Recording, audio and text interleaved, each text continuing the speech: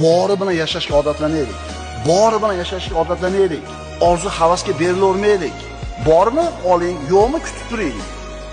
Qarzga olib yemang u narsani, qarzga olib kiymang. Zarurat bo'lsa mayli.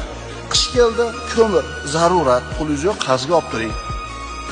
Uyga tezroq ko'chib kirishingiz kerak, eshik romga pul bo'lmayapti. Qarzga olib turing, zarurat.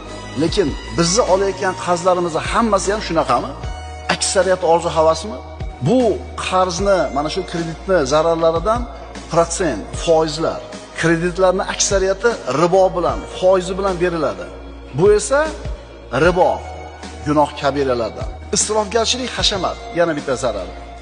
Kredit olish oson bo'lganligi uchun insonlar qarz olishi oson bo'lganligi uchun imkoniyatidan tashqari sarflashlikka, hashamatga, zarur bo'lmagan narsalarni sotib olishlikka haris bo'ladi. Agar shu qarz olish qiyin bo'lsa, qarzga birov pul bermasa yoki buyum bermasa, sabr qil, majbur yashaydi.